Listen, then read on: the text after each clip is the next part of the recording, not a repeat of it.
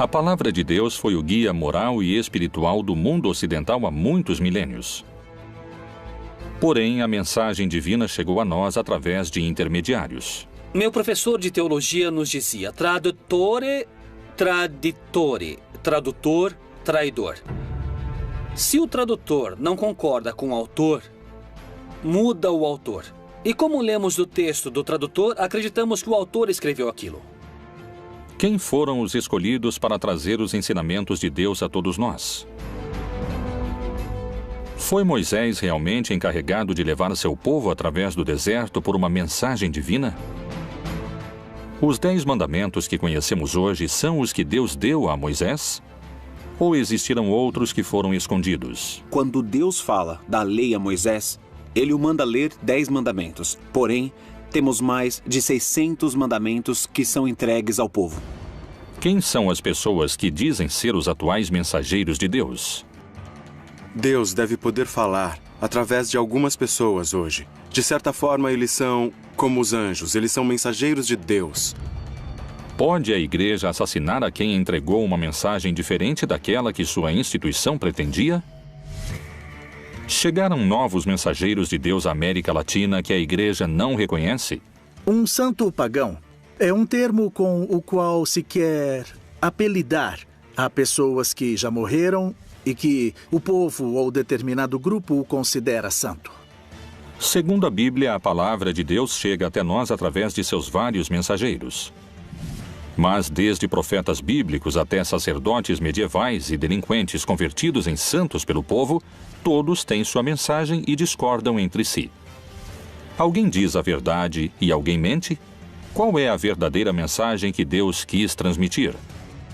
Mensageiros de Deus, verdadeiros profetas ou farsantes profissionais? Cairo, Egito. É hoje uma populosa metrópole com mais de 8 milhões de habitantes. As margens do Rio Nilo foram durante milênios o epicentro político da região. Para a tradição judaico-cristã, foi nessa região onde Deus começou a deixar seu rastro mais profundo na civilização. O povo judeu vivia sob o domínio cruel do faraó do Egito. Mas um dia nasceu o homem que daria início à insurreição. E o rei do Egito falou às parteiras das hebreias, das quais uma delas era Sifrá e a outra Puá, e disse: quando ajudardes a dar à luz as hebreias e as virdes sobre os assentos, se for filho, matai-o, mas se for filha, deixe-a viva. No lar de Moisés, a mãe ficou grávida, teve seu filho e o escondeu durante 3 meses. Por temor que o ferissem ou que o faraó o matasse. O colocou em uma arca com betume e o deixou no rio Nilo, em um lugar de juncos, para que não houvesse perigo de que se afogasse. E o menino foi descoberto pela filha do faraó. Ela o pegou e viu que era um menino hebreu desde o primeiro momento.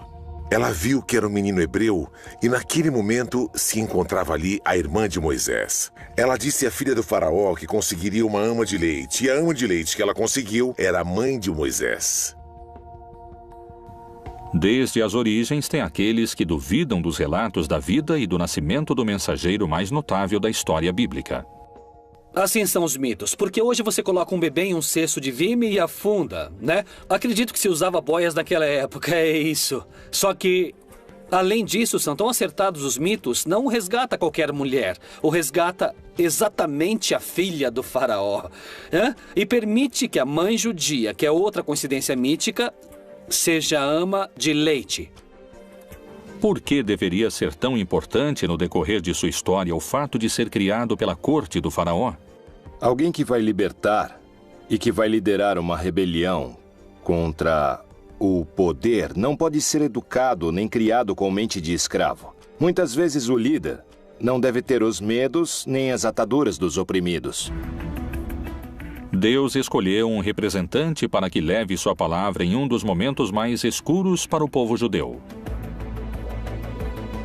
Qual é a forma em que Moisés se transforma no maior mensageiro de Deus de todos os tempos?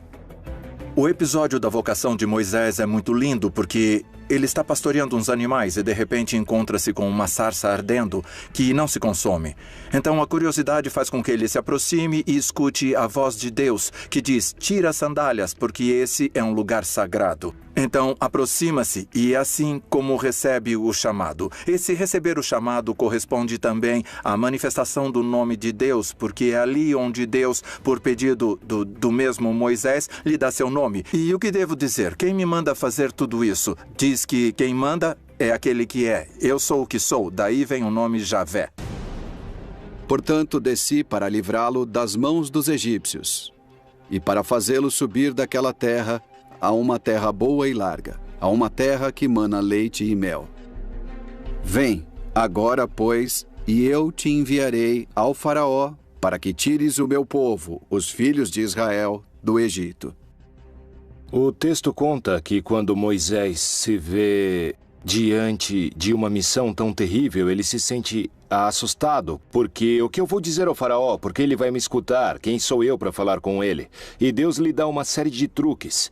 O cajado que se transforma em cobra, ou que possa transformar água em sangue, como uma forma de impactar o poder dos magos egípcios. Porque desde a perspectiva do faraó, o que vemos aqui é a luta da minha magia contra a magia desse Deus Yahvé. Moisés se apresentou diante do faraó como porta-voz de Jeová. Segundo a Bíblia, a resposta do faraó foi desafiadora. Mas Faraó disse: quem é o Senhor cuja voz eu ouvirei para deixar ir Israel? Não conheço o Senhor, nem tampouco deixarei ir Israel. O faraó não aceita.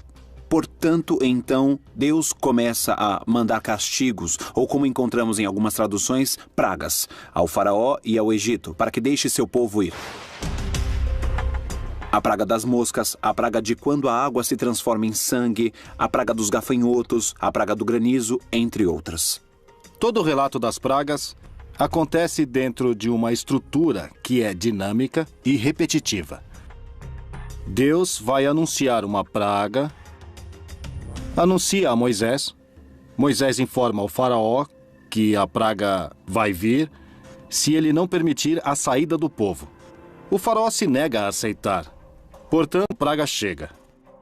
Quando a praga chega, o faraó solicita a Moisés que, por favor, pare a praga. Moisés volta a Deus, pede que a praga pare, Deus age e a praga para. E quando a praga para, o faraó volta a endurecer seu coração e então começa novamente o ciclo com uma nova praga. Enfim, chega a última praga, que é a que finalmente faz o faraó aceitar, é a morte dos primogênitos. Morre o filho primogênito dele e ele deixa seu povo ir em liberdade. Depois das 10 pragas do Egito, Moisés conseguiu a liberdade do povo judeu. Guiados pelo profeta, começaram um longo percurso em direção à terra prometida, no que se conheceu como o Êxodo. Na narração do Êxodo, Moisés vai recebendo paulatinamente as indicações do que deve fazer. Moisés é alguém que vai forjar um grupo de escravos com mentalidade escrava. Vai formar uma nova nação. E por isso, dizia um comentarista rabínico, foi mais difícil tirar o Egito dos judeus do que tirar os judeus do Egito, porque a mentalidade escrava perdura. Por isso, segundo a narrativa, são 40 anos de travessia no deserto para gerar uma mudança de mentalidade. Segundo o que diz a Bíblia, diante deles, durante os longos anos que durou o Êxodo, encontravam-se guiados por Deus. E o Senhor ia adiante deles de dia numa coluna de nuvem para os guiar pelo caminho, e de noite numa coluna de fogo para os iluminar, para que caminhassem de dia e de noite. Guiado pela mão de Deus, o povo judeu tinha se libertado do poderoso faraó. Porém, e apesar da sua ousadia, agora enfrentava a morte e estava sem saída entre as águas do Mar Vermelho e as tropas sedentas de vingança pelas 10 pragas desencadeadas sobre o Egito. Quando o faraó deixou o povo de Israel sair em liberdade, arrependeu-se do que fez e os perseguiu. Quando estava a caminho, chegaram ao Mar Vermelho e aconteceu um milagre que se conhece como aquele em que Deus abriu as águas do Mar Vermelho para que o povo pudesse passar. De que forma Moisés poderia abrir as águas do Mar Vermelho? Então disse o Senhor a Moisés: Por que clamas a mim? Dize aos filhos de Israel que marchem. E tu, levanta a tua vara e estende a tua mão sobre o mar, e fende-o, para que os filhos de Israel passem pelo meio do mar em seco. Quando o povo terminou de atravessar e chegou na outra margem, o faraó já estava perto deles. E diz o texto bíblico que Deus voltou a fechar ali as águas. Então morreram muitos dos que vinham perseguindo o povo de Israel. O Senhor diz: pega a vara que você traz, pega o cajado que traz, põe o cajado sobre a água e então a água teria se aberto. Em que consiste isso é um grande mistério, também não sabemos, mas algo extraordinário aconteceu a tal ponto que Israel conserva isso como uma das intervenções mais notáveis do Senhor em sua história. Segundo alguns eruditos, nos textos prévios à tradução da Bíblia, não existe nenhuma menção que faça referência ao Mar Vermelho. No lugar dele, menciona-se o Yam Suf. O Yam Suf não é o Mar Vermelho, porque o Mar Vermelho, se nos localizamos na geografia, no mapa da região, é um mar muito profundo e não estava nesse caminho onde moravam os filhos de Israel. O que se chama de mar de Yam Suf na Bíblia é um mar de junco. Não é um mar, é um lago, salitre pelo seu contato com o mar, que está situado na zona onde eles estão. É muito mais coerente, mais lógico, em todos os pontos de vista. Então, sempre que eu falo do Mar Vermelho, eu falo do Mar das Canas, ou do Mar de Junco. Moisés atravessa com seu povo as águas, e assim é que contam os textos sagrados. Porém, estudos científicos recentemente realizados colocam em dúvida o milagre divino. O mais provável é que estivesse vinculado a um canal muito importante e pode ter sido favorecido por algum regime de ventos relativamente importante. Na Bíblia, há uma passagem do Êxodo que serviu como guia para este estudo científico. E então Moisés estendeu a sua mão sobre o mar, e o Senhor fez retirar o mar por um forte vento oriental toda aquela noite. E o mar tornou-se em seco, e as águas foram partidas. As pessoas puderam atravessar o Mar Vermelho, provavelmente numa zona muito próxima da costa, nunca pelo centro do Mar Vermelho, onde seria improvável que tivesse uma abertura, mesmo se tivesse muito vento. Se foi um fenômeno natural, então Moisés não falou com Deus? Sem dúvida, Moisés é um escolhido, um dos escolhidos mais claros, um grande caudilho escolhido pelo Senhor a realizar essa tarefa de mediação. Primeiro, na negociação com Faraó e depois de guiar o povo, tanto para atravessar o Mar Vermelho quanto na chegada à Terra Prometida, embora ele mesmo não entre na Terra Prometida. Claramente é um escolhido do Senhor para cumprir a missão. Aceitar a historicidade ou não nos relatos do Êxodo se torna um problema de fé. Novas leituras sobre o Antigo Testamento abrem dúvidas a eruditos e estudiosos sobre a forma em que Deus apresentou os 10 mandamentos a Moisés. Foi realmente Deus quem os ditou a Moisés? Ou são uma construção das autoridades judias da época? Existiram mais mandamentos secretos que quiseram ocultar? São reais os 10 mandamentos? Ou, como alguns afirmam, podem ser as 10 maiores mentiras da história?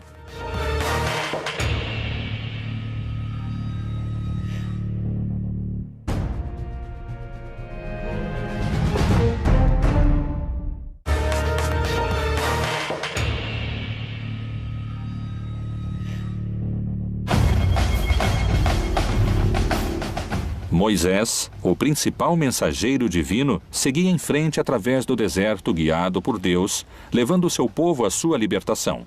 As pragas e o longo êxodo pareciam estar chegando a seu fim. Egito, Península do Sinai. O Monte Sinai é um dos maiores picos do Egito. Com 2.285 metros acima do nível do mar, é um dos lugares mais próximos aos céus na região. E é aqui, nesse cume, onde Moisés selou a aliança de seu povo com Deus. O encontro do povo com Deus se dá no Monte Sinai. O povo embaixo do Monte Sinai e acima Deus falando, mas parece que sua voz é forte. Tão forte como os trovões. Então o povo diz a Moisés, a voz de Deus nos assusta. Por que você não sobe e ele te fala aquilo que quer nos dizer e você vem e nos conta? E é assim que Moisés faz. E ali recebe diretamente as 2 tábuas da lei. De uma parte, todas as indicações daquilo que tem a ver com a sua responsabilidade de aliança, ou seja, de reconhecer a Deus e render a Deus o culto próprio de Deus, a primeira tábua da lei. E depois toda a série de indicações no que diz respeito à justiça com os outros seres humanos, a segunda tábua da lei. Os 10 mandamentos que conhecemos hoje são os que Deus deu a Moisés? Ou houve mais e foram manipulados? Quando falamos dos mandamentos da Bíblia, não há somente 10. O Pentateuco está cheio de leis. Há muitas listas de mandamentos em Números, no Levítico e mesmo no Êxodo, não é? São chamados de mandamentos ou leis, simplesmente. São propostas ou ordens que vão ser entregues a um povo e aos líderes para que possam ter uma boa maneira de viver. Rabinos que criaram a tradição judaica organizaram um sistema no qual todo o texto da Torá se traduz em 613 preceitos. Em hebraico, os chamamos de mitzvot, os quais todo judeu está obrigado a cumprir. A relação entre Moisés e Deus se repetiu em outras religiões e em outros mitos, mas com distintos protagonistas. A semelhança dessas histórias é assombrosa. Pôde Moisés ter copiado a outros profetas do passado? Moisés também pode ser um arquétipo. 500 anos antes de Moisés, Hammurabi, rei da Babilônia, subiu a montanha sagrada e o Deus Sol lhe deu a lei gravada em pedra para reger a humanidade. Não esqueçamos que Maomé também subiu a montanha sagrada, se impulsa em uma pedra sagrada. E Deus, que em árabe se chama Allah, não é outro Deus. É simplesmente a tradução da palavra Deus, só que em árabe. Lhe dá o Corão. Então, Moisés tem que fazer o mesmo que os grandes líderes para que o povo creia que essa lei foi Deus que mandou. Foram os 10 mandamentos o resultado do encontro entre Moisés e Deus? Ou isto nunca aconteceu? Os 10 mandamentos já eram lei no Egito. E o Egito vai pegar da Mesopotâmia, da Babilônia e dos assírios. Eles já tinham umas leis muito parecidas, que é uma espécie de um código de ética civil. Para que não nos matemos, para que não roubem minha terra. É quando surge a propriedade privada. Não toquem em minhas vacas. Se os mandamentos foram escritos pelas autoridades da época, o que aconteceu no Monte Sinai? Muitos especialistas afirmam que os 10 mandamentos poderiam muito bem ter sido mais numerosos, ou poderiam ter sido distintos. Qual é a versão bíblica desse encontro e a escritura nas tábuas da lei? E deu a Moisés, quando acabou de falar com ele no Monte Sinai, as 2 tábuas do testemunho. Tábuas de pedra escritas pelo dedo de Deus. Quando Moisés desce, conta a história bíblica, ele vê o povo adorando a um bezerro de ouro, mas eles chamam de Yahvé ou Jeová. Dão-lhe o nome de Deus, mas aqui o problema é que lhe deram a imagem de Deus. E um dos mandamentos é que você não deve lhe dar imagem, porque se você dá imagem a Deus, você pode controlar a imagem. E aconteceu que, chegando Moisés ao arraial, e vendo o bezerro e as danças, acendeu-se-lhe o furor, e arremessou as tábuas das suas mãos, e quebrou-as ao pé do monte. Os 10 mandamentos estão escritos em 2 tábuas, e houve 2 edições dessas 2 tábuas. A diferença entre uma e outra é que, segundo a Torá, no primeiro caso, Deus escreveu com sua própria mão as tábuas, e no segundo caso, Deus ditava e Moisés escrevia, o que nos dá lugar a pensar que ali Existe uma brecha. Meu professor de teologia nos dizia tradutore, traditore, tradutor, traidor. Se o tradutor não concorda com o autor, muda o autor. E os que lemos ao tradutor, acreditamos que o autor falou isso. Os 10 mandamentos e a forma em que foram entregues a seu mensageiro continuam sendo um mistério, e para muitos, puderam ter sido manipulados. Disse mais o Senhor a Moisés: escreve estas palavras, porque conforme ao teor destas palavras, tenho feito aliança contigo e com Israel. Pôde ter Moisés manipulado os textos ou foi uma mensagem de Deus? Todas as tradições religiosas pressupõem que os profetas e aqueles que transmitiram essas mensagens e esses textos agiam com credibilidade e com paixão em busca da verdade. Então, com essa suposição, você diria, bom, seria muito estranho se alguém se atrever a adicionar ou tirar algo da mensagem divina. Foram os textos canônicos que envolveram a Moisés os únicos que relatam o que Deus quis transmitir sobre os mandamentos que hoje conhecemos? Ou houve outros que oferecem uma versão distinta? No começo do século II e até o século V, se escreveram distintos evangelhos. Ou seja, já não pertencem à época dos apóstolos, nem dos discípulos dos apóstolos. Existem livros apócrifos tanto no Novo Testamento como no Antigo Testamento. Dentro dos apócrifos do Antigo Testamento, encontramos uma comunidade chamada Essênios, que era uma seita judaica que vão produzir uma série de textos. E um desses textos nos fala sobre uma das tábuas e das 2 tábuas, dos 2 momentos em que fazem as tábuas. E vai se propor que a razão pela qual mudam as tábuas é para endurecer todas as regras ali previstas, todas as normas previstas. A novidade dos grupos dos essênios é que haveria mandamentos novos. Por exemplo, o de se purificar em água 2 ou 3 vezes ao dia, o de se vestir de branco, o de preferir uma comida um pouco mais vegetariana e frugal que o resto dos judeus, e a preferência por se abster das relações sexuais. Quais foram os verdadeiros mandamentos que Deus quis deixar de legado à humanidade? Foram os 10 mandamentos o resultado do encontro de Moisés com Deus? Os mais crentes acreditam que sim. Os teólogos mais céticos sustentam que são o resultado de anos de legislação judaica. Existem pessoas que em tempos modernos juram falar com Deus como fazia Moisés. Estão entre nós os novos mensageiros de Deus?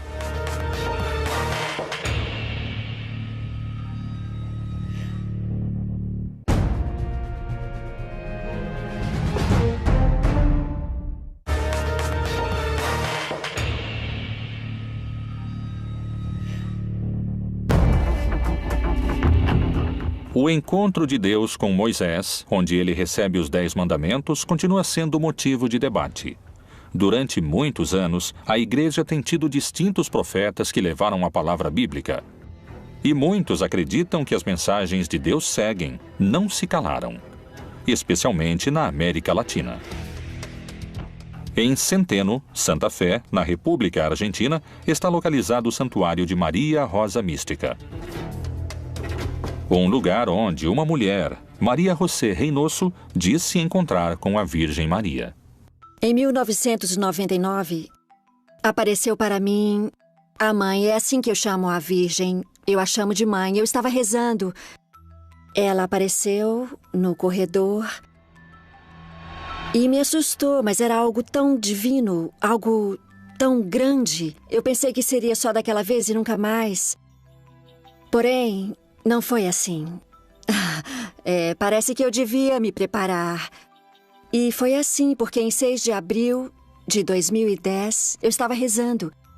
E ao pé da cama, ela apareceu para mim, com seus braços estendidos.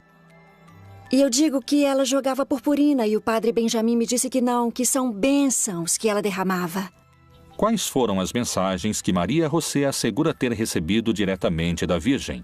Ela me pede que vá buscar uma imagem na paróquia.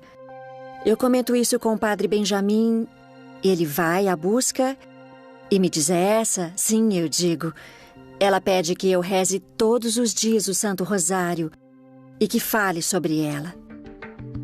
Cada final de semana, aproximadamente 4.000 pessoas se reúnem e peregrinam para receber o que dizem que é a mensagem da Virgem através de Maria José. Maria José chega a muitos fiéis e por distintas vias. Há muita gente que a conhece e não foi na missão. Estando no meio dos peregrinos, Maria José parece demonstrar um poder sobrenatural quando toca na cabeça das pessoas. Tem a capacidade de desfalecer a quem participa da procissão. O que é que experimentam seus seguidores que asseguram não serem os mesmos depois da imposição das mãos? Senti uma paz, um descanso. Sai toda essa angústia que você tem dentro. Alguma coisa muito especial e sempre vou continuar seguindo ela, porque é uma experiência muito bonita que enche de paz e nada mais, meu amigo. O ano passado, a minha irmã ficou doente e me pediu um favor que a acompanhasse para ver a Maria José. Eu disse que não queria, porque não acreditava em Deus, porque não acreditava na Virgem, não acreditava em ninguém. Fiquei na fila para minha irmã.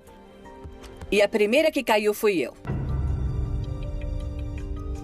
São realmente milagres? Ou estamos diante de uma sugestão coletiva? Acredito que todos os grupos religiosos e místicos que desenvolveram distintas práticas espirituais ao longo da história incorreram em práticas deliberadamente que favorecem a formação dos estados de consciência pouco habituais ou também pouco raros. Porque surgirão falsos cristos e falsos profetas. Farão tão grandes sinais e prodígios que, se possível fora, enganariam até os escolhidos. Como e por que assegura Maria José ter esses poderes curadores? A mãe me diz em uma mensagem: aquilo que tocar sua mão tocará a minha. Ela, ao longo dos 5 anos, foi me ensinando, foi me moldando. No começo rezávamos o Santo Rosário somente. Até que um dia ela me disse o que ia acontecer. Que eu ia tocar as pessoas através dela e que iam cair em um descanso. Esse descanso se chama Descanso do Espírito, onde a mãe vai cuidando de cada um deles, segundo as necessidades. Segundo o que contam no hermético círculo que rodeia a Maria José Reynoso, as mensagens da Virgem continuaram chegando. A mãe aparece segundo as necessidades. Eu posso estar sozinha, posso estar em uma reunião, posso estar, inclusive, nos lugares mais insólitos. Quando ela precisa, ela aparece.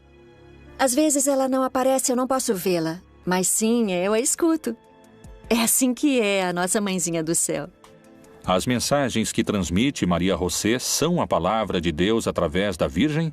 Ou são a voz de alguém que se alucina para fazer contato divino? O que acontece com os outros mensageiros latino-americanos? Colômbia, Bogotá. Maria Francia, uma humilde mulher do departamento de Caldas, assegura ser a escolhida para transmitir as mensagens e a missão que Deus lhe encomenda. A primeira mensagem do céu que recebi foi através da minha irmã que faleceu há 33 anos. Foi ela quem me disse que em breve o céu me daria uma missão e me daria liberdade para decidir se aceitava ou não. Se eu decidir aceitar a missão, o prêmio que me esperava era este. Então ela segura minha mão e me leva por todo o céu umas 4 ou 5 horas. E eu queria ficar ali, porque era uma mulher muito doente. Muito, muito doente. Eu disse à minha irmã que queria ficar no céu, que queria ficar ali junto com ela. Ela me disse que não. Vai, volta, que logo mais você conhecerá a missão da qual o céu vai te incumbir. Pôde realmente Deus manifestar suas mensagens através dos mortos? Se for o caso, quais puderam ter sido? Assim me deram a missão. Acredito que do céu, do Pai Deus, depois de receber mensagens, inicialmente da Virgem, depois do Nosso Senhor, depois uma mensagem de São João Paulo II, e Jesus me disse que cobrará cada uma das palavras que eu transmitir à humanidade de acordo com cada uma das frases que ele pronunciou. Há testemunhas que asseguram ter recebido as bênçãos e os milagres que Maria Francia realiza como mensageira de Deus. já que em dezembro começou a sair uma afta na minha boca. Eu fui ao médico e ele me encaminhou ao especialista. 8 dias depois voltei para buscar meus exames e acabou sendo câncer. E então chovia e eu fiquei ali parada na grade e passaram pela minha cabeça tantas coisas. Então olhei para aquela poça e ali havia uma luzinha que brilhava naquela poça d'água. Me ajoelhei e eu a peguei. Imaginem que naquela poça d'água eu vi a Virgenzinha. Era a Virgem de La Milagrosa, a Virgem que adoram aqui. A Maria Fernanda e o William são intermediários de Deus. E eu acredito firmemente que, através deles, Deus e a Virgem se comunicam com nós, nos dão suas mensagens e nos deixam conhecer muito do caminho e da vida deles. E assim eu continuei vindo. Então aconteceu que, 3 meses depois dela ter colocado as mãos em mim, me disseram que eu estava curada. Eu já não tinha mais nada. Graças a Deus e à Santíssima Virgem, me curei. A Bíblia parece contemplar a possibilidade dos mensageiros. E o Senhor, Deus de seus pais, falou-lhes constantemente por intermédio dos mensageiros, porque se compadeceu do seu povo e da sua habitação. De que maneira podemos saber se são realmente mensageiros de Deus? Como se manifesta a Igreja Católica nesses casos?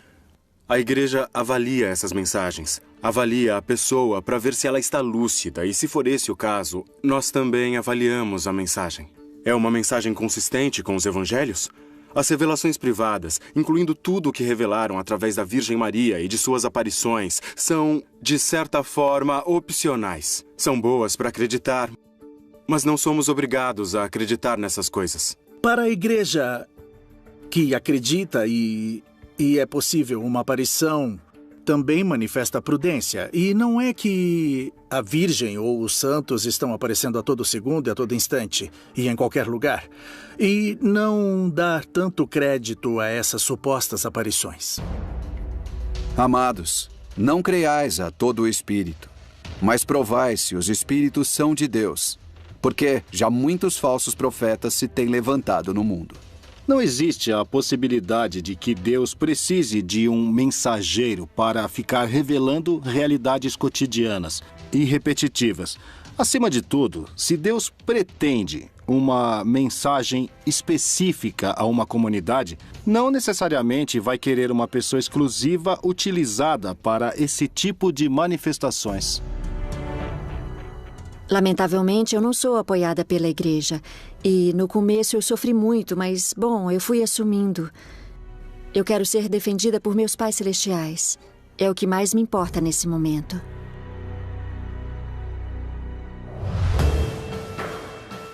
Os supostos porta-vozes de Deus propagam sua influência. Poderia ser que mude a mensagem de Deus para seu próprio benefício? Sofreram perseguições aqueles que tentaram mostrar ao mundo outra interpretação da Bíblia? Estão manchadas de sangue as mãos da igreja? Existiriam crimes que querem esconder?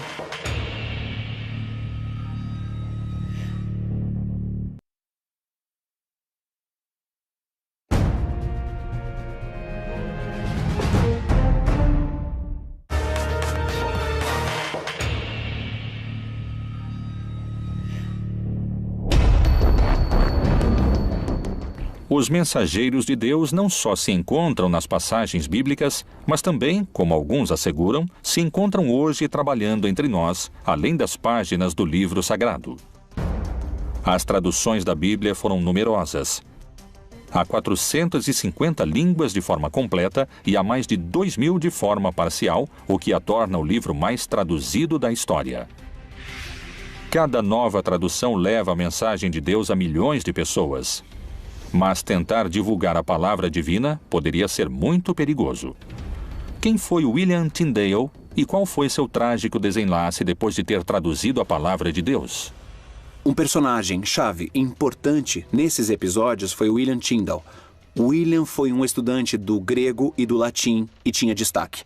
Se caracterizou por querer traduzir o texto grego que traduziu Erasmo de Roterdão ao inglês do povo comum da Inglaterra. Porém, muitos não permitiam que fosse traduzido o texto à língua comum do povo. E isso não só aconteceu na Inglaterra, mas também na Alemanha, na Suíça e nos Países Baixos. Tyndale foi caçado pela igreja, porque a igreja acreditava que o povo não deveria contar com a Bíblia no seu próprio idioma, nem o Pai Nosso podia ser repetido em inglês, tudo tinha que ser em latim. Pela ideia de que as pessoas poderiam distorcer a Bíblia porque não iam poder entendê-la. Tyndale publicou o Novo Testamento em inglês, fora da Inglaterra, porém foi traído por um amigo e a Inquisição o levou de volta à Inglaterra, onde morreu queimado vivo na fogueira, por ter traduzido sem o consentimento da igreja o que ele considerava ser o pão espiritual do qual as pessoas estavam precisando. E viu alguns tronos, e foi entregue o poder de julgar aos que neles se assentaram. E vi as almas dos que foram degolados por causa do testemunho de Jesus e da palavra de Deus. A partir das traduções de Tyndale, a mensagem de Deus podia chegar a quem nunca tinha chegado antes. E isso, aos olhos de muitos, podia ser perigoso. A Igreja Católica continuou condenando a tradução da Bíblia, sobretudo porque o povo católico é muito ignorante da Bíblia. Portanto, incapaz de questionar os textos bíblicos, que na prática estavam todos proibidos. Segundo eruditos e teólogos, a tradução de Tyndale era perigosa porque, ao aproximar a mensagem de Deus ao povo, o sacerdote não seria mais o intermediário entre os devotos e Jeová. Os príncipes, os governantes tinham muito medo que o povo, ao ter acesso às escrituras, o Papa e os líderes religiosos, a igreja institucional pudesse perder o poder. As pessoas comuns não deveriam ler a Bíblia porque iriam interpretá-la errado. O que, na verdade, ia acontecer é que as pessoas não iriam precisar do clero como intermediário. A ideia protestante era que o povo diretamente tinha que ter a Bíblia no seu idioma e que cada crente tinha que interpretá-la. Então, realmente não tinha problema.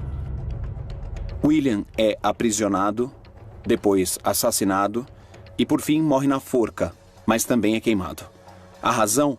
Por traduzir o texto do grego ao inglês comum do povo.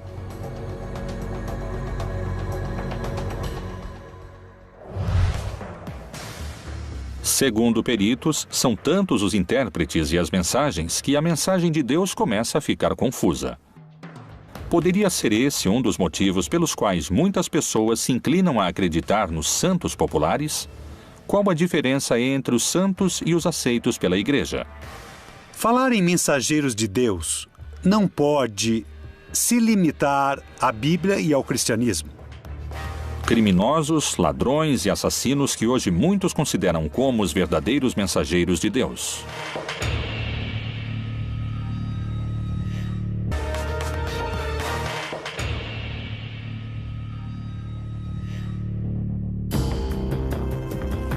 Os mensageiros de Deus ao longo da história tiveram distintos protagonistas e diferentes desfechos. Estão aqueles que recebem mensagens da Virgem ou aqueles que traduziram essa mensagem divina com um final trágico, como é o caso de William Tyndale. Na liturgia católica, os crentes pedem milagres a Deus através dos santos. Pelas distintas circunstâncias, a população recorre também a santos populares, muitos deles pagãos. Figuras que não foram aprovadas pela Igreja Católica e, apesar disso, mobilizam milhões de crentes. Na América Latina, seriam os santos pagãos vistos como os verdadeiros mensageiros de Deus? No texto bíblico, a palavra santa utilizada para as pessoas é o povo de Deus, porque era único e especial. E depois é a igreja, porque é única e especial. Não é a qualidade moral e humana da pessoa que a faz santa. Mas no contexto do Novo Testamento, é a eleição que Deus faz, que faz das pessoas. Porque eu sou o Senhor, que vos fiz subir da terra do Egito, para que eu seja vosso Deus, e para que sejais santos, porque eu sou santo. Muitos acusados de estupros, roubos e assassinatos. Os santos pagãos populares latino-americanos costumam ter um passado criminal. O santo dos narcotraficantes, o santo dos ladrões e etc., não seriam os mensageiros de Deus. Primeiro, nem sabemos se existiram. Segundo, o cristianismo não tem fetiches. O cristianismo não acredita que uma imagem ou que um objeto vai solucionar seus problemas. O interesse de Cristo está na transformação do coração das pessoas. Poderíamos pensar que os santos populares estão associados ao que seria a precarização, a necessidade, a ausência de canais institucionais para solucionar muitos problemas que eles poderiam ser atendidos sem necessidade de recorrer a forças mágicas ou sobrenaturais ou religiosas. Quem são os personagens transformados em santos populares para quem pedem milagres? México, Tijuana. Nessa região se sobressai a figura de Juan Soldado, santo patrono dos indocumentados mexicanos. A figura de Juan Soldado só tem sentido como todos os santos populares a partir da sua inscrição numa história social particular. E nesse caso, a história social é o fim da chamada Lei Seca, a Lei Volstead, do fim da proibição da bebida alcoólica. Isso gera um movimento, as pessoas se confrontam, tem mortos, se fecha a fronteira internacional, se declara o Dia Sangrento de Tijuana. Nesse movimento exato se dá o assassinato da menina Olga Camacho. As pessoas vão tentar linchar o suposto responsável, Juan Castillo Morales, que foi acusado e, em uma situação sumamente irregular, se faz justiça. E assim, diante dos olhos de todos, ele é abatido e morre. Imediatamente depois, começam a aparecer testemunhos onde, supostamente, Juan Castillo Morales aparece com sua alma clamando sua própria inocência. Então, as mesmas pessoas que queriam linchá-lo começam o processo de santificação. Mas quais seriam os motivos pelos quais se transformam em santos esses personagens que parecem estar tão afastados da palavra do Senhor? Na Bíblia não há nenhuma figura santa, não há nenhuma figura perfeita. Além disso, o livro de Eclesiastes, Planteia, diz uma frase que não há pessoa justa que não peque. E nós vemos os defeitos de Abrão, de Moisés, de cada uma das figuras mais sagradas. São seres humanos que, na sua procura por se encontrar com Deus, por cumprir sua missão com seu destino, tropeçam, caem e encontram o seu lugar no mundo. Outro dos santos pagãos mais populares é conhecido como Santa Muerte. A origem dessa crença data da época pré-hispânica e está relacionada com os deuses astecas e maias. Por que aquelas pessoas que vivem vidas marcadas pela violência veneram a esse santo pagão? O culto a Santa Muerte nasce de uma contínua exposição a perder a vida. Pensa-se que o dono da vida é a morte. Então eu o adoro, eu lhe peço para não perder a vida em um contexto de violência e de morte. O culto à Santa Morte é um culto onde se misturam cultos típicos da violenta realidade carcerária que tem a ver com a manipulação de ossos, de cadáveres em determinados momentos rituais. Essas pessoas que provêm de setores populares levam a religiosidade dos setores populares também às cadeias. E nas cadeias se mistura com outro elemento também importante, que é o elemento da violência. E para fazer a diferença entre o santo e o profano, e entre o imundo e o limpo. A Santa Muerte é um culto aberrante e contraditório desde o ponto de vista católico. Não só não são mensageiros de Deus, são um perigo para quem entra nessas práticas e para quem se incorpora às filas dessas pseudo-religiões. Por que esses santos são venerados cada dia por mais pessoas se seu passado se relaciona com a violência e a morte? Os santos pagãos respondem a essas necessidades específicas das pessoas porque sempre há pobreza, sempre houve injustiça econômica. em todos os povos. Então, esses personagens e esses outros líderes alternativos vão dizer: venham, há um lugar para vocês se nas suas igrejas, nos seus governos e nas suas sociedades e nas suas famílias não aceitam vocês, nós sim aceitamos. E é claro que as pessoas vão responder a isso. Ocupariam os santos pagãos lugares de contenção que outras instituições não souberam atender? Seria essa uma forma plebeia e rebelde de se comunicar com Deus, na qual o povo estabelece seus próprios mensageiros?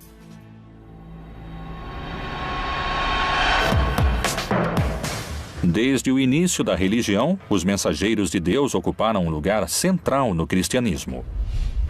Realmente Moisés falou com Deus, ou pode ter formado parte de uma construção necessária para doutrinar o povo?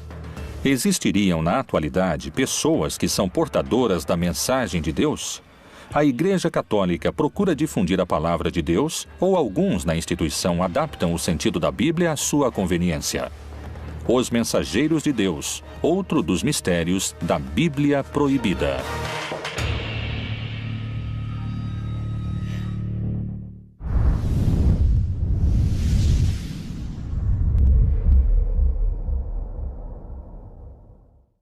Eu vi a Virgenzinha, era a Virgem de La Milagrosa, a Virgem que adoram aqui. A Maria Fernanda e o William são intermediários de Deus. E eu acredito firmemente que, através deles, Deus e a Virgem se comunicam com nós, nos dão suas mensagens e nos deixam conhecer muito do caminho e da vida deles. E assim eu continuei vindo. Então aconteceu que, 3 meses depois dela ter colocado as mãos em mim, me disseram que eu estava curada. Eu já não tinha mais nada. Graças a Deus e à Santíssima Virgem, me curei. A Bíblia parece contemplar a possibilidade dos mensageiros.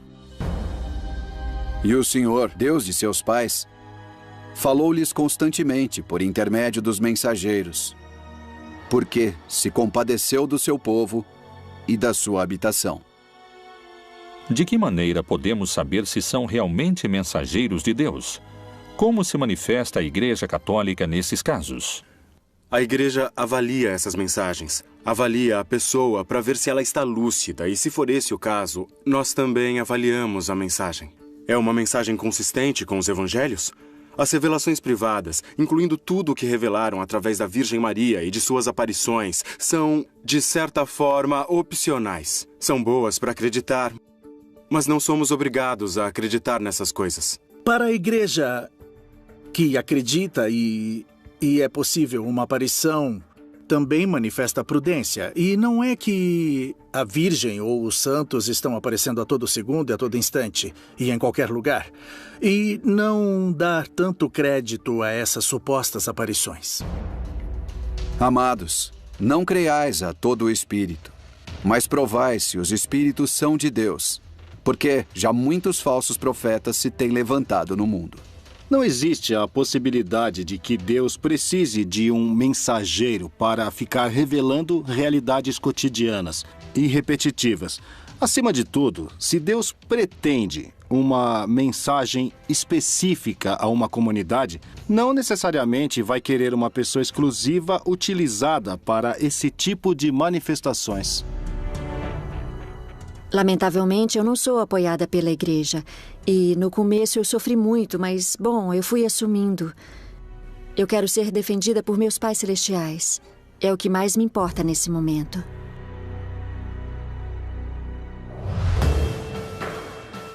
Os supostos porta-vozes de Deus propagam sua influência. Poderia ser que mude a mensagem de Deus para seu próprio benefício? Sofreram perseguições aqueles que tentaram mostrar ao mundo outra interpretação da Bíblia? Estão manchadas de sangue as mãos da igreja? Existiriam crimes que querem esconder?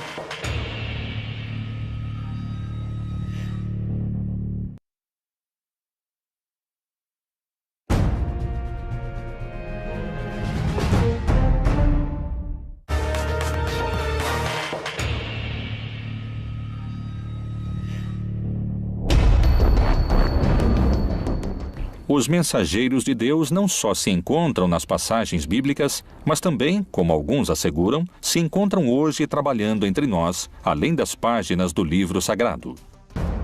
As traduções da Bíblia foram numerosas.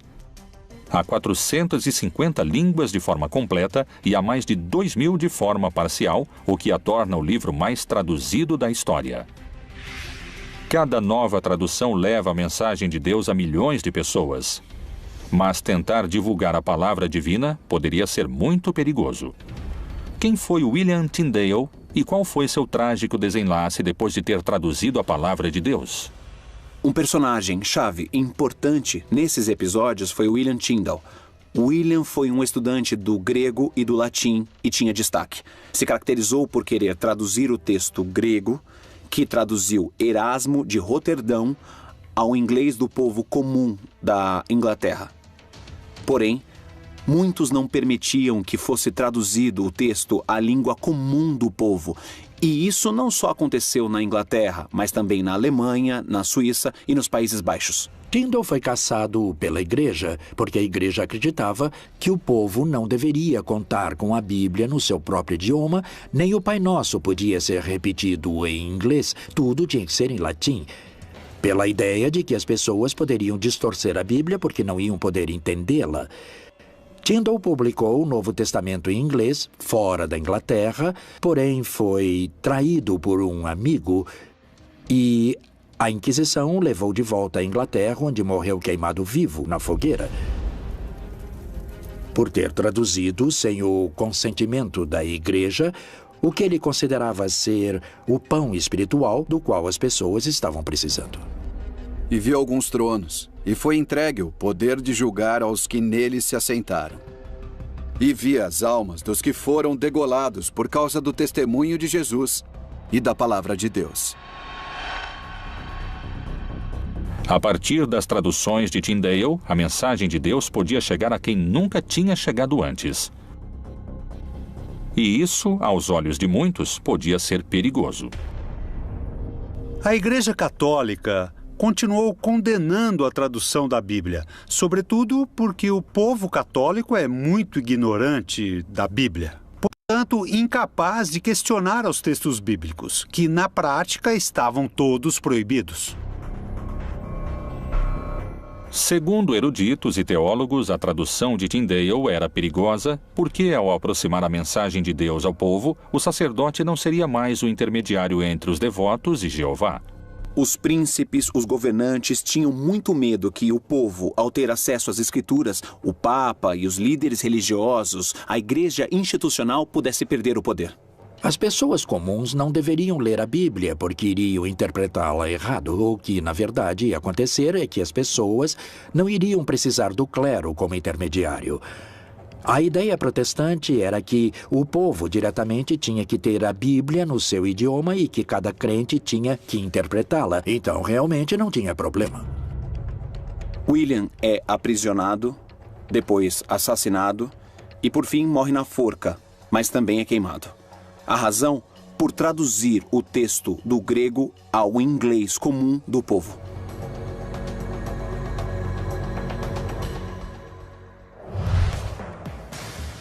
Segundo peritos, são tantos os intérpretes e as mensagens que a mensagem de Deus começa a ficar confusa. Poderia ser esse um dos motivos pelos quais muitas pessoas se inclinam a acreditar nos santos populares? Qual a diferença entre os santos e os aceitos pela igreja? Falar em mensageiros de Deus não pode se limitar ou se dar no Monte Sinai, o povo embaixo do Monte Sinai e acima Deus falando, mas parece que sua voz é forte. Tão forte como os trovões. Então o povo diz a Moisés, a voz de Deus nos assusta.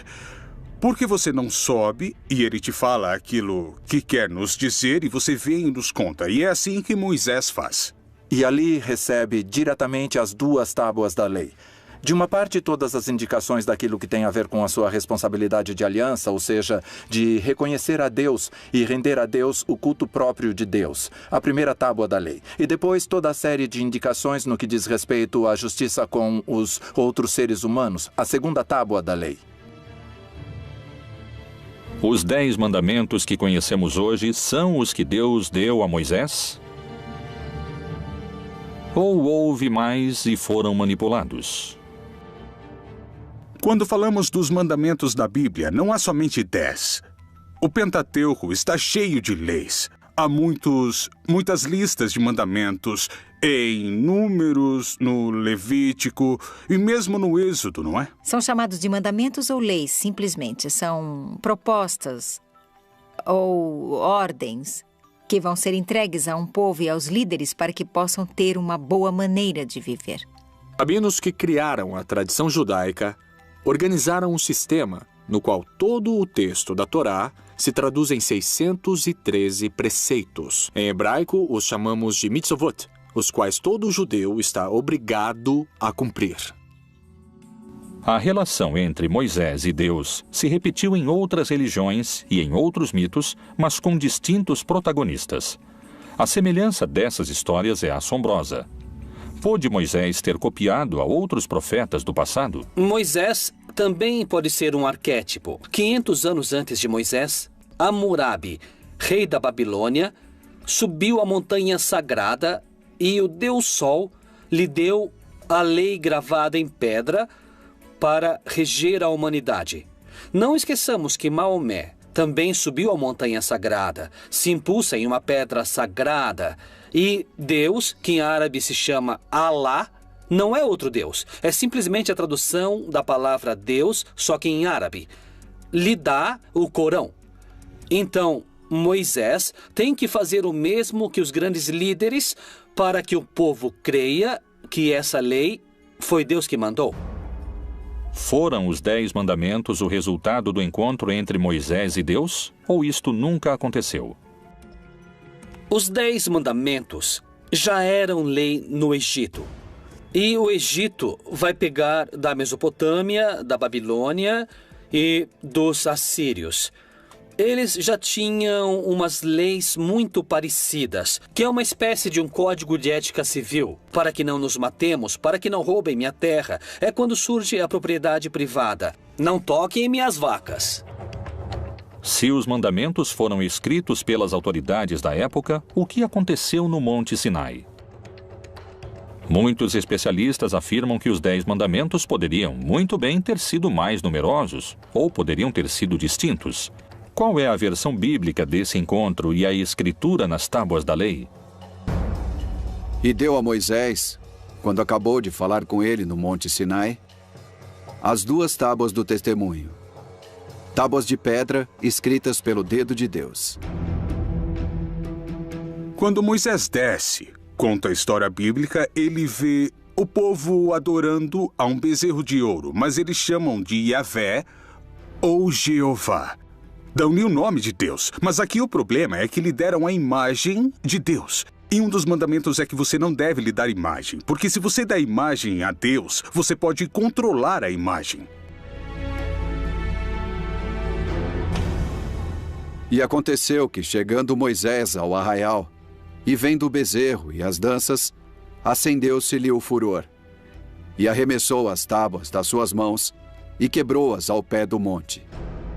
Os 10 mandamentos estão escritos em 2 tábuas, e houve 2 edições dessas 2 tábuas. A diferença entre uma e outra é que, segundo a Torá, no primeiro caso, Deus escreveu com sua própria mão as tábuas, e no segundo caso, Deus ditava e Moisés escrevia, o que nos dá lugar a pensar que ali existe uma brecha. Meu professor de teologia nos dizia tradutore, traditore, tradutor, traidor. Se o tradutor não concorda com o autor, muda o autor. E os que lemos ao tradutor, acreditamos que o autor falou isso. Os 10 mandamentos e a forma em que foram entregues a seu mensageiro continuam sendo um mistério, e para muitos, puderam ter sido manipulados.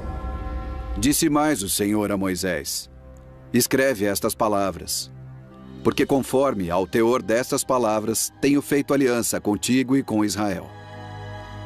Pôde ter Moisés manipulado os textos ou foi uma mensagem de Deus? Todas as tradições religiosas pressupõem que os profetas e aqueles que transmitiram essas mensagens e esses textos agiam com credibilidade e com paixão em busca da verdade. Então, com essa suposição, você diria, bom, seria muito estranho se alguém se atrever a adicionar ou tirar algo da mensagem divina. Foram os textos canônicos que envolveram a Moisés os únicos que relatam o que Deus quis transmitir sobre os mandamentos que hoje conhecemos? Ou houve outros que oferecem uma versão distinta? No começo do século II e até o século V, se escreveram distintos evangelhos. Ou seja, já não pertencem à época dos apóstolos, nem dos discípulos dos apóstolos. Existem livros apócrifos tanto no Novo Testamento como no Antigo Testamento. Dentro dos apócrifos do Antigo Testamento, encontramos uma comunidade chamada Essênios, que era uma seita judaica que vão produzir uma série de textos. E um desses textos nos fala sobre uma das tábuas e das duas tábuas, dos dois momentos em que fazem as tábuas. E vai se propor que a razão pela qual mudam as tábuas é para endurecer todas as regras ali previstas, todas as normas previstas. A novidade dos grupos dos essênios é que haveria mandamentos novos.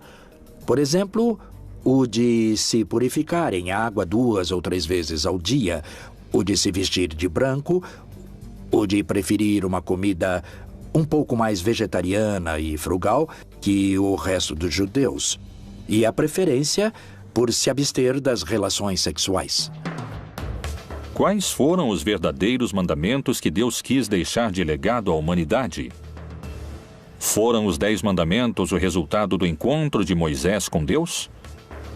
Os mais crentes acreditam que sim. Os teólogos mais céticos sustentam que são o resultado de anos. Deus vai anunciar uma praga, anuncia a Moisés.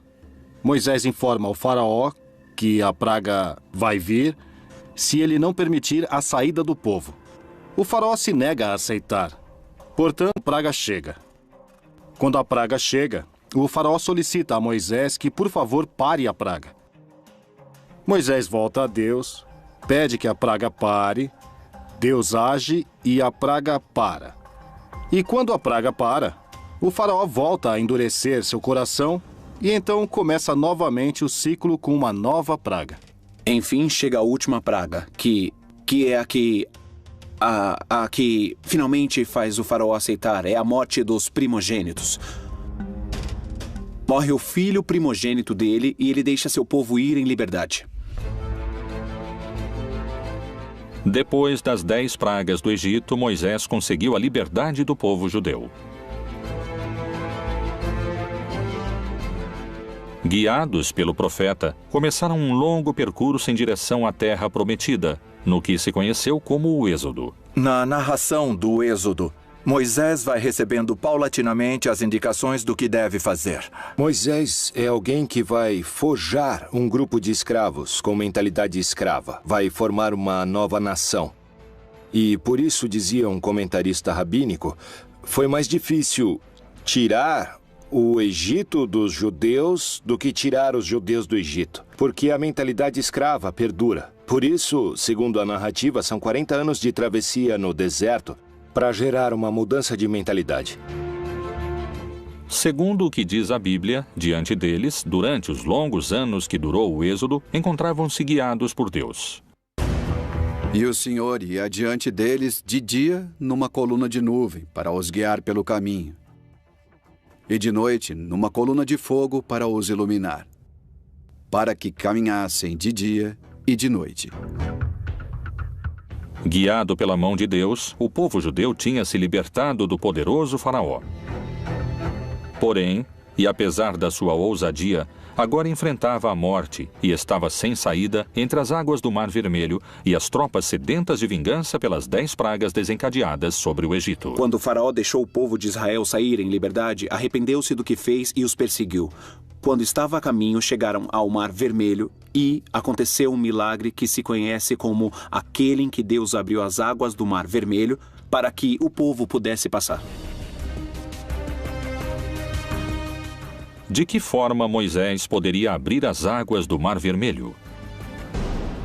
Então disse o Senhor a Moisés: Por que clamas a mim? Dize aos filhos de Israel que marchem. E tu, levanta tua vara e estende a tua mão sobre o mar, e fende-o, para que os filhos de Israel passem pelo meio do mar em seco.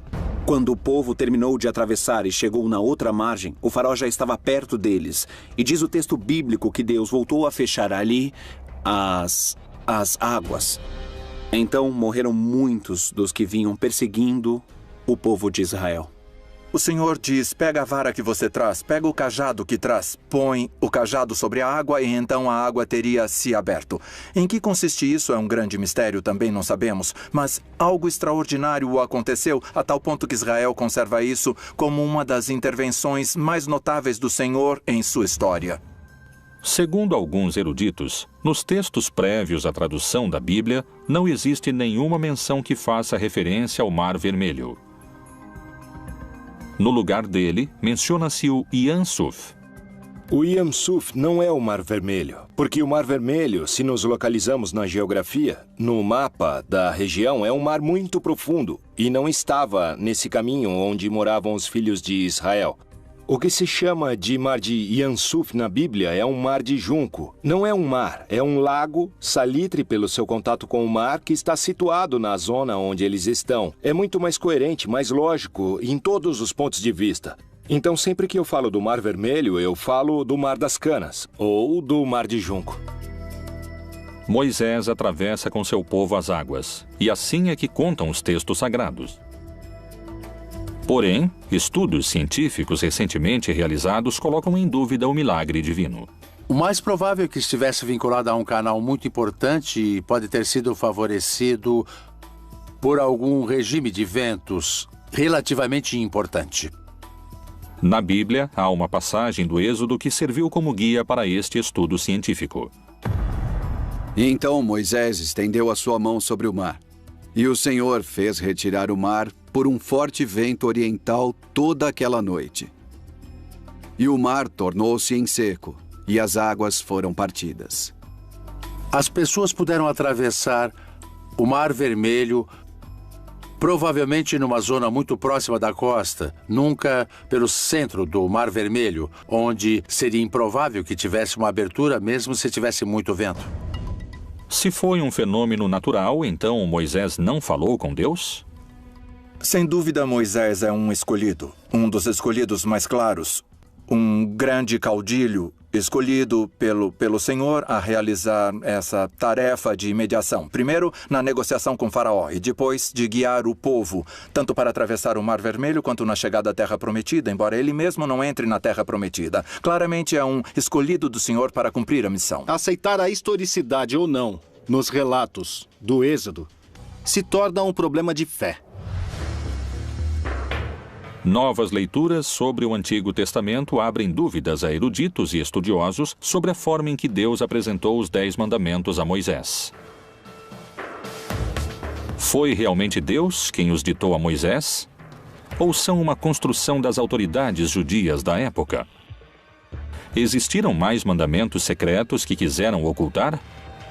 São reais os 10 mandamentos? Ou, como alguns afirmam, podem ser as 10 maiores mentiras da história?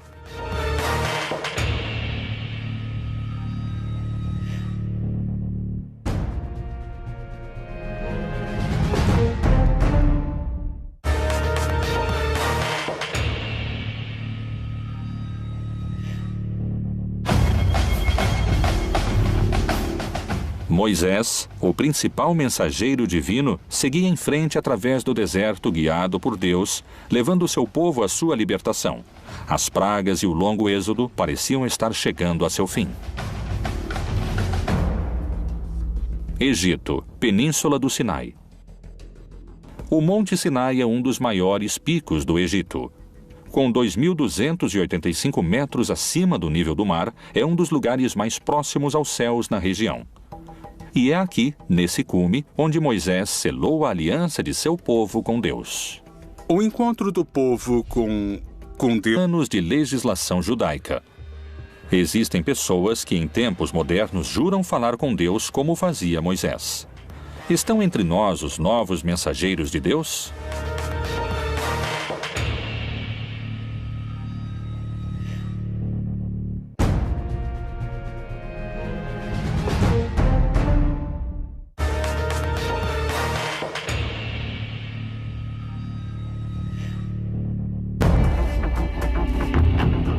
O encontro de Deus com Moisés, onde ele recebe os 10 mandamentos, continua sendo motivo de debate. Durante muitos anos, a Igreja tem tido distintos profetas que levaram a palavra bíblica. E muitos acreditam que as mensagens de Deus seguem, não se calaram, especialmente na América Latina.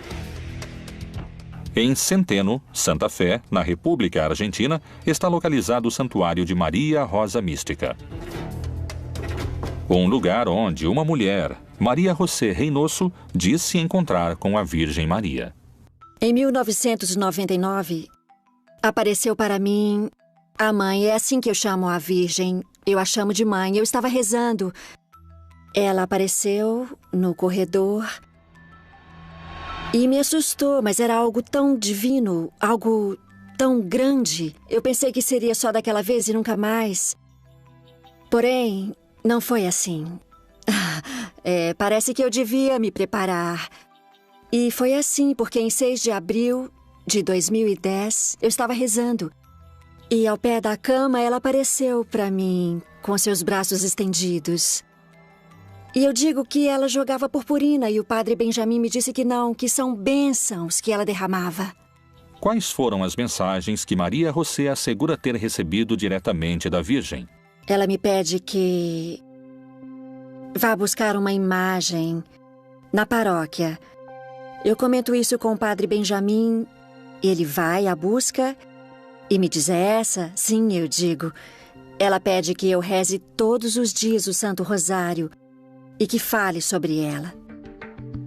Cada final de semana, aproximadamente 4.000 pessoas se reúnem e peregrinam para receber o que dizem que é a mensagem da Virgem através de Maria José. Maria José chega a muitos fiéis e por distintas vias. Há muita gente que a conhece e não foi na missão. Estando no meio dos peregrinos, Maria José parece demonstrar um poder sobrenatural quando toca na cabeça das pessoas. Tem a capacidade de desfalecer a quem participa da procissão. O que é que experimentam seus seguidores que asseguram não serem os mesmos depois da imposição das mãos?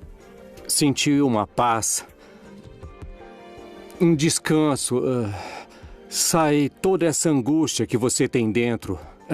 Alguma coisa muito especial e sempre vou continuar seguindo ela, porque é uma experiência muito bonita que enche de paz e nada mais, meu amigo. O ano passado, a minha irmã ficou doente e me pediu um favor que a acompanhasse para ver a Maria José. Eu disse que não queria, porque não acreditava em Deus, porque não acreditava na Virgem, não acreditava em ninguém. Fiquei na fila para minha irmã. E a primeira que caiu fui eu.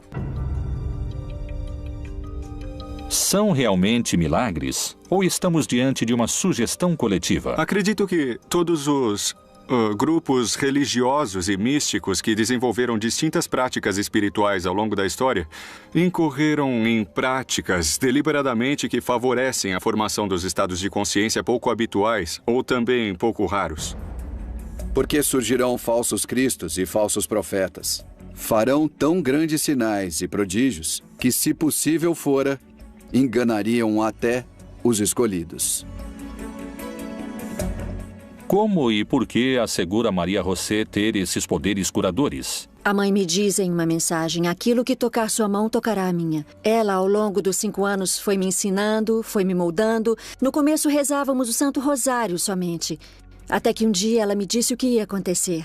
Que eu ia tocar as pessoas através dela e que iam cair em um descanso. Esse descanso se chama Descanso do Espírito, onde a mãe vai cuidando de cada um deles, segundo as necessidades. Segundo o que contam no hermético círculo que rodeia a Maria José Reynoso, as mensagens da Virgem continuaram chegando. A mãe aparece segundo as necessidades. Eu posso estar sozinha, posso estar em uma reunião, posso estar, inclusive, nos lugares mais insólitos. Quando ela precisa, ela aparece.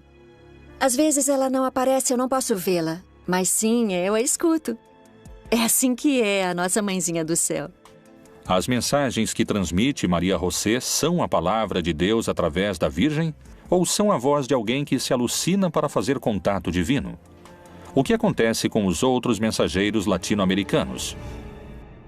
Colômbia, Bogotá. Maria Frância, uma humilde mulher do departamento de Caldas, assegura ser a escolhida para transmitir as mensagens e a missão que Deus lhe encomenda.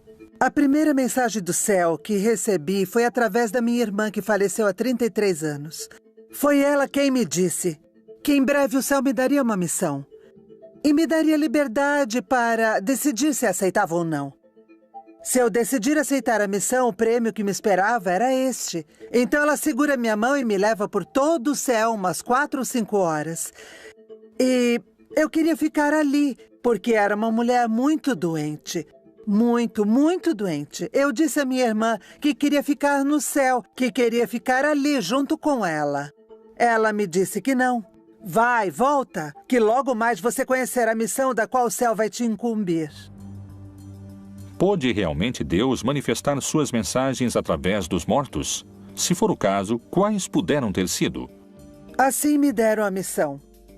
Acredito que do céu, do Pai Deus, depois de receber mensagens, inicialmente da Virgem, depois do Nosso Senhor, depois uma mensagem de São João Paulo II, e Jesus me disse que cobrará cada uma das palavras que eu transmitir à humanidade de acordo com cada uma das frases que ele pronunciou. Há testemunhas que asseguram ter recebido as bênçãos e os milagres que Maria Frância realiza como mensageira de Deus. Já que em dezembro começou a sair uma afta na minha boca, eu fui ao médico e ele me encaminhou ao especialista. 8 dias depois voltei para buscar meus exames e acabou sendo câncer. E então chovia e eu fiquei ali parada na grade e passaram pela minha cabeça tantas coisas. Então olhei para aquela poça e ali havia uma luzinha que brilhava naquela poça d'água. Me ajoelhei e eu a peguei. Imaginem que naquela poça d'água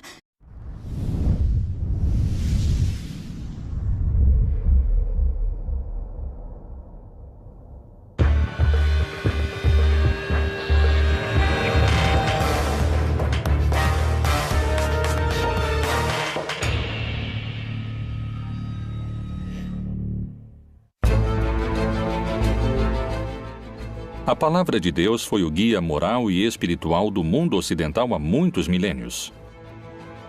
Porém, a mensagem divina chegou a nós através de intermediários. Meu professor de teologia nos dizia: tradutore, traditore, tradutor, traidor. Se o tradutor não concorda com o autor, muda o autor. E como lemos o texto do tradutor, acreditamos que o autor escreveu aquilo. Quem foram os escolhidos para trazer os ensinamentos de Deus a todos nós? Foi Moisés realmente encarregado de levar seu povo através do deserto por uma mensagem divina? Os 10 mandamentos que conhecemos hoje são os que Deus deu a Moisés? Ou existiram outros que foram escondidos? Quando Deus fala da lei a Moisés, ele o manda ler 10 mandamentos. Porém, temos mais de 600 mandamentos que são entregues ao povo. Quem são as pessoas que dizem ser os atuais mensageiros de Deus? Deus deve poder falar através de algumas pessoas hoje. De certa forma, eles são como os anjos, eles são mensageiros de Deus.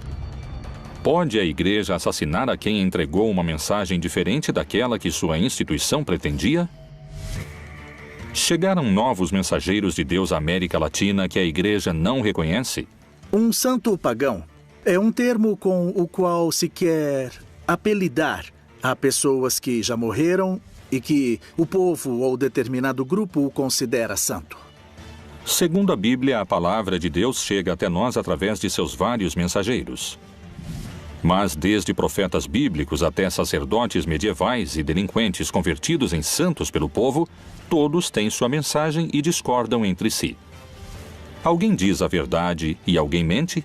Qual é a verdadeira mensagem que Deus quis transmitir? Mensageiros de Deus, verdadeiros profetas ou farsantes profissionais? Cairo, Egito. É hoje uma populosa metrópole com mais de 8 milhões de habitantes. As margens do rio Nilo foram durante milênios o epicentro político da região.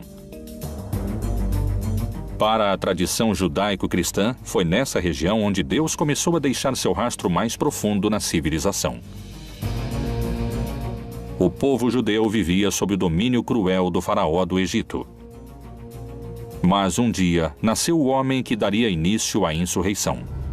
E o rei do Egito falou às parteiras das hebreias, das quais uma delas era Sifrá e a outra Puá, e disse: quando ajudardes a dar à luz as hebreias e as virdes sobre os assentos, se for filho, matai-o, mas se for filha, deixe-a viva. No lar de Moisés, a mãe ficou grávida, teve seu filho e o escondeu durante 3 meses, por temor que o ferissem ou que o faraó o matasse. O colocou em uma arca com betume e o deixou no rio Nilo, em um lugar de juncos, para que não houvesse perigo de que se afogasse. E o menino foi descoberto pela filha do faraó. Ela o pegou e viu que era um menino hebreu desde o primeiro momento. Ela viu que era um menino hebreu e naquele momento se encontrava ali a irmã de Moisés. Ela disse à filha do faraó que conseguiria uma ama de leite, e a ama de leite que ela conseguiu era a mãe de Moisés. Desde as origens, tem aqueles que duvidam dos relatos da vida e do nascimento do mensageiro mais notável da história bíblica. Assim são os mitos, porque hoje você coloca um bebê em um cesto de vime e afunda, né? Acredito que se usava boias naquela época, é isso. Só que, além disso, são tão acertados os mitos, não resgata qualquer mulher. O resgata exatamente a filha do faraó. E permite que a mãe judia, que é outra coincidência mítica, seja ama de leite. Por que deveria ser tão importante no decorrer de sua história o fato de ser criado pela corte do faraó? Alguém que vai libertar e que vai liderar uma rebelião contra o poder não pode ser educado nem criado com mente de escravo. Muitas vezes o líder não deve ter os medos nem as ataduras dos oprimidos. Deus escolheu um representante para que leve sua palavra em um dos momentos mais escuros para o povo judeu. Qual é a forma em que Moisés se transforma no maior mensageiro de Deus de todos os tempos?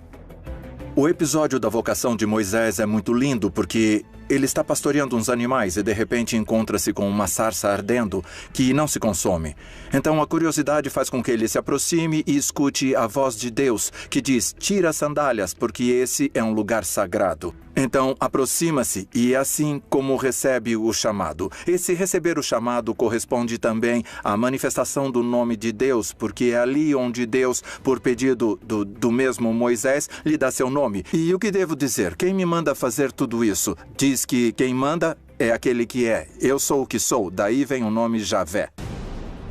Portanto, desci para livrá-lo das mãos dos egípcios, e para fazê-lo subir daquela terra a uma terra boa e larga, a uma terra que mana leite e mel. Vem, agora, pois, e eu te enviarei ao faraó para que tires o meu povo, os filhos de Israel, do Egito. O texto conta que quando Moisés se vê diante de uma missão tão terrível, ele se sente assustado, porque o que eu vou dizer ao faraó? Porque ele vai me escutar? Quem sou eu para falar com ele? E Deus lhe dá uma série de truques. O cajado que se transforma em cobra, ou que possa transformar água em sangue, como uma forma de impactar o poder dos magos egípcios. Porque desde a perspectiva do faraó, o que vemos aqui é a luta da minha magia contra a magia desse Deus Yahvé. Moisés se apresentou diante do faraó como porta-voz de Jeová. Segundo a Bíblia, a resposta do faraó foi desafiadora. Mas faraó disse: quem é o Senhor cuja voz eu ouvirei para deixar ir Israel? Não conheço o Senhor, nem tampouco deixarei ir Israel. O faraó não aceita. Portanto, então, Deus começa a mandar castigos, ou como encontramos em algumas traduções, pragas, ao faraó e ao Egito, para que deixe seu povo ir. A praga das moscas, a praga de quando a água se transforma em sangue, a praga dos gafanhotos, a praga do granizo, entre outras. Todo o relato das pragas acontece dentro de uma estrutura que é dinâmica e repetitiva.